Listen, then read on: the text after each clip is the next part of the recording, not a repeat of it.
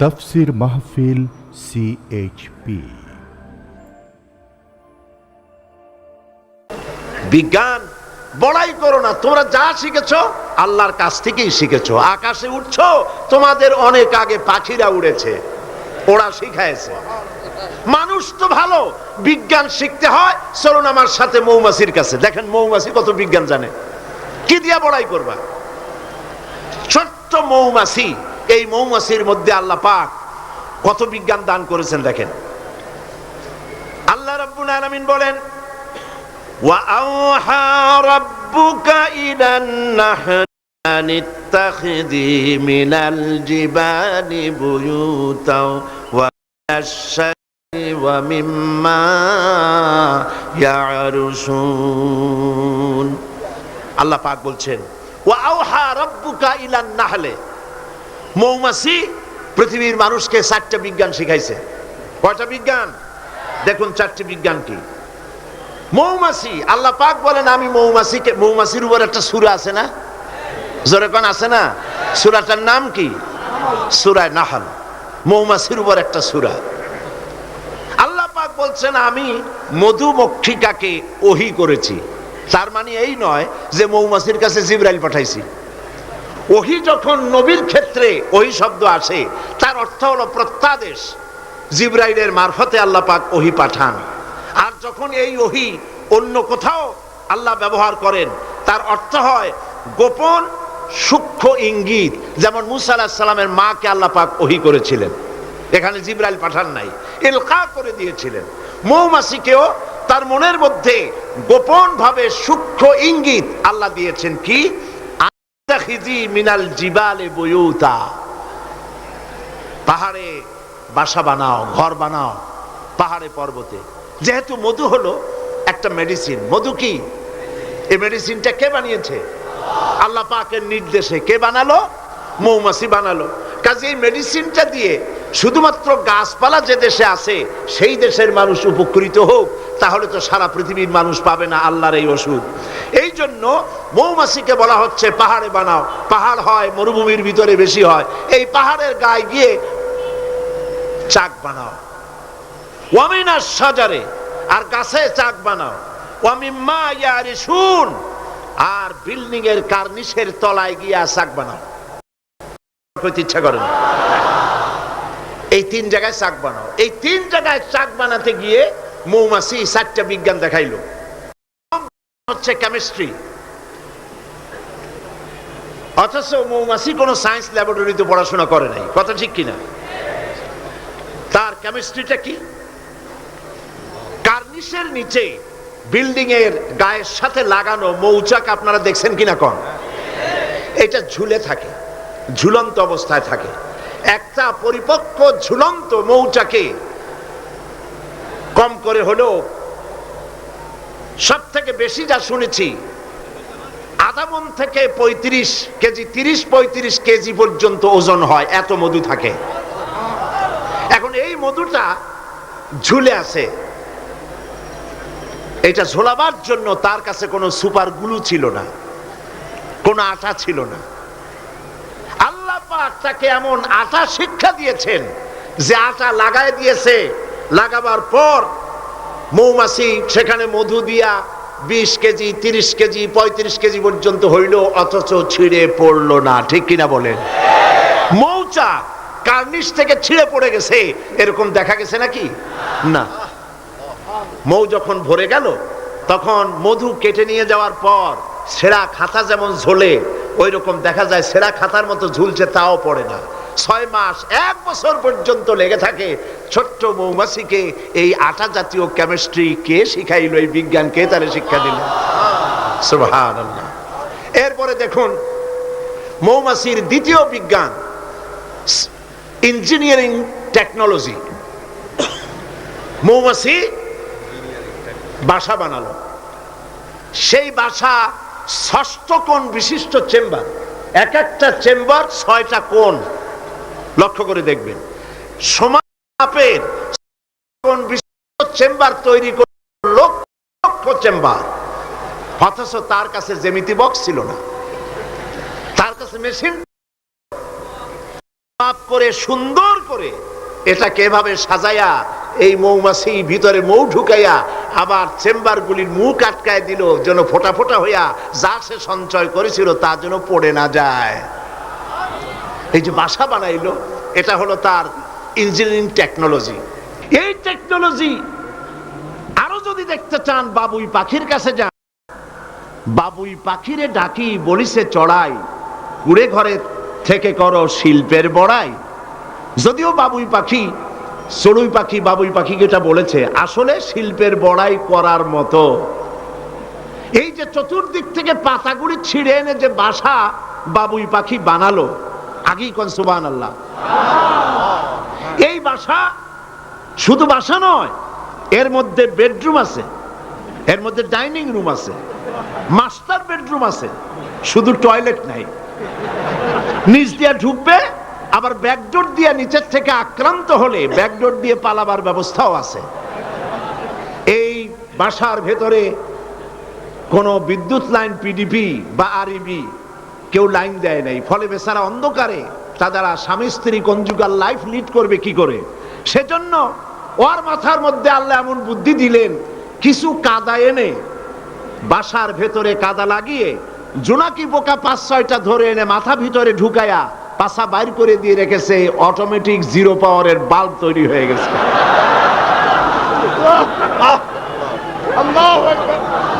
Engineering technology আর কারে বলে? আমার দেশের ইঞ্জিনিয়ার যারা আছেন, এই রকমের বাসা বানানো তো দূরের কথা, ভালো করে বাসাটা খুলুন তো দেখি, বুঝবো আপনি কেমন খুলতে পারেন।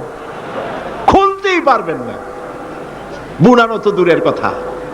এটা গেল 2 নম্বর টেকনোলজি, ইঞ্জিনিয়ারিং টেকনোলজি।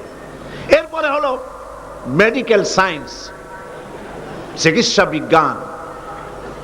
আল্লাহ রাব্বুল আলামিন মৌমাছিকে বলছেন, সুম্মা কুলি মিন কুল্লি সামারাতি ফাসলুকি সুবুলা বিকা যুলুলাব। সব রকমের ফুল থেকে মধু চুষে নাও আর তোমার রবের নির্ধারিত পথে চলতে থাকো। সব রকমের ফুল থেকে মধু আহরণ করে মৌমাছি আহরণ করে এক জায়গায় রাখলো, পয়জন হলো না, এটা মানুষের জন্য সেবা হয়ে গেল। আর মধু কখনো নষ্ট হয় না, কখনো পচে না। মধু যদি পিওর থাকে, ওর ভিতরে যদি আপনি কিছু না মিশান, বছরের পর বছর মধুর পিও থাকবে, নষ্ট হবে না। আলহামদুলিল্লাহ। ঔষধের পচন ক্রিয়া নষ্ট করার জন্য অ্যালকোহল ব্যবহার করা হয়।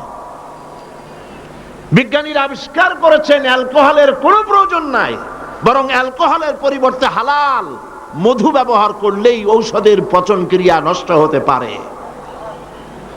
আল্লাহ পাক বলেছেন, ফিহে শিফাউল লিন্নাস, এর মধ্যে রয়েছে মানব গোষ্ঠীর জন্য সেবা, রোগের প্রতিষেধক। সুবহানাল্লাহ বিহামদিহি। এটা হলো মেডিকেল সায়েন্স। চতুর্দিক থেকে মধু সংগ্রহ করে একত্রিত করছে, পয়জন হচ্ছে না, এটা তার জন্য, মানুষের জন্য সেবা হয়ে যাচ্ছে। 4র্থ নম্বরে মৌমাছির কাছে যে বিজ্ঞান শিখবেন সেটা হলো মেরিন বায়োলজি। আল্লাহ পাক বলছেন, ফুল থেকে মধু আহরণের জন্য তুমি চলে যাও, কিন্তু রাস্তা ভুলে যেও না, রাস্তা ভুলে যেও না। একটা মৌমাছি তার বাসা থেকে, এগুলো নিয়ে যারা রিসার্চ করেছেন, প্রাণীতত্ত্ববিদরা বলেছেন, মৌমাছি ফুল থেকে মধু গ্রহণ করার জন্য নিজের বাসা থেকে 10 মাইল পর্যন্ত দূরে চলে যায়। আপনারা কোনোদিন দেখেছেন কোন মৌমাছি আপনার ঘরে এসে পথ খুঁজতেছে, বাবা বাসা হারাইছি, যাবো কোন পথে? তালাশ করছে কখনো? আল্লাহ পাক বলছেন, তুমি যাবে ফুল থেকে মধু আহরণ করার জন্য, রাস্তা ভুলে যেও না। সুবহানাল্লাহ বিহামদিহি।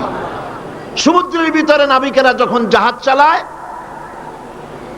ইনল্যান্ড রিভার লাইনে, আমাদের দেশীয় নদীগুলিতে স্টিমার যখন থাকে সামনে সার্চ লাইট থাকে, কিন্তু সমুদ্রে শিপগুলি, এদের কোনো সার্চ লাইটের দরকার নাই। সার্চ লাইট জ্বালাই দেখবে কি? পানি আর পানি, কি দেখবে?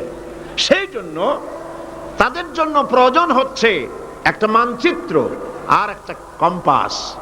কম্পাস মানচিত্র, রাডার, এগুলিকে ফলো করে স্টিমার শিপগুলি মহাসমুদ্রের ভেতর দিয়ে চলে, পথ হারায় না।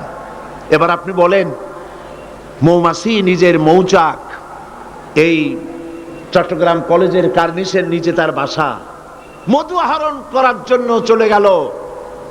এখান থেকে 10 মাইল কদ্দূর?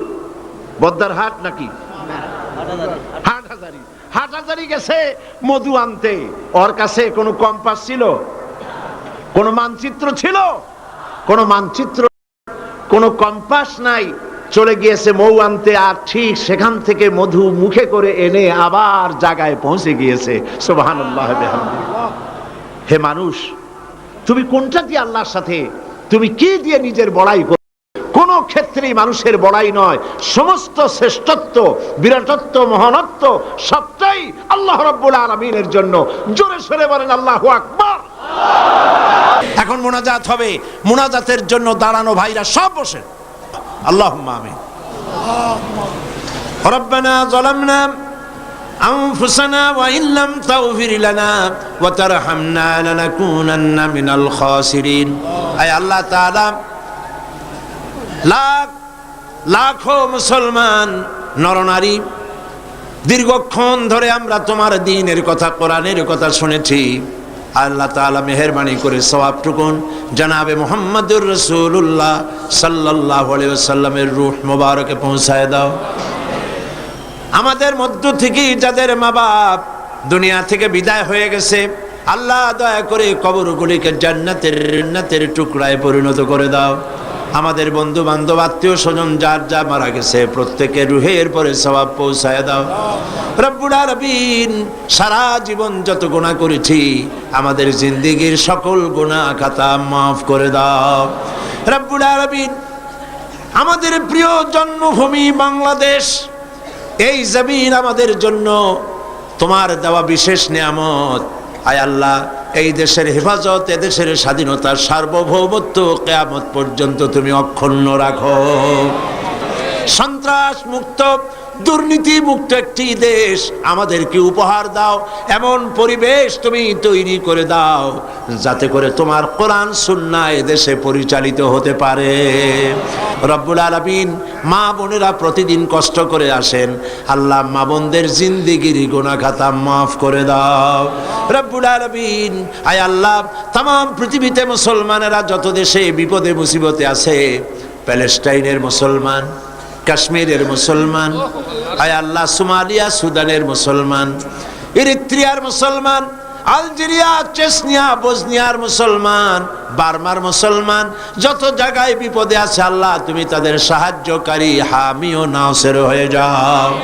আয় আল্লাহ, আমাদের অপরাধের কারণে, আমাদের গুনার কারণে আমাদের উপরে তুমি নারাজ হয়েছো, আল্লাহ তুমি দয়া করে আমাদেরকে ক্ষমা করে দাও। রব্বুল আলামিন, মুসলমানদের উপরে তাম পৃথিবীর চতুর্দিক থেকে বিপদ ঘনায় আসতেছে। আল্লাহ, আমরা তোমার কাছে আশ্রয় চাই। শত্রুল আরশে মাসবুলুন আলাইনা ওয়া আইনুল্লাহি নাজিরাতুন ইলাইনা বিহাউলিল্লাহি লা ইয়াকদিরু আলাইনা। আল্লাহুম্মা ইয়া মুনজিলাল কিতাব ওয়া মুজরিয়াস সাহাব ওয়া সারিয়াল হিসাব হাজিমিল আহজাব, আল্লাহুম্মা হজিমহুম ওয়া জালজিলহুম ওয়ানসুরনা আলাইহিম। হে আল্লাহ তাআলা, তুমি মুসলমানদেরকে সাহায্য করো।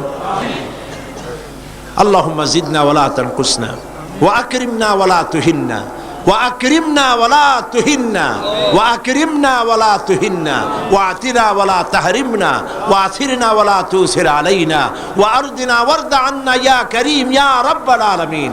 আল্লাহুম্মা আইজ্জাল ইসলাম ওয়াল মুসলিমিন, আল্লাহুম্মা আহলিকিল কাফারাতা ওয়াল মুবতাদিআতা ওয়াল ইয়াহুদা ওয়াল হুনুদা ওয়ান নাসারা ওয়াল মুশরিকিন। আল্লাহুম্মা শাত্তিত শামলাহুম, আল্লাহুম্মা মাযজিগ জামাআহুম, আল্লাহুম্মা দাম্মির দিয়ারাহুম, আল্লাহুম্মা আনসুর মান নাসারা দীন মুহাম্মদ ওয়াখযুল মান খাযালাল মুসলিমিন। আমিন।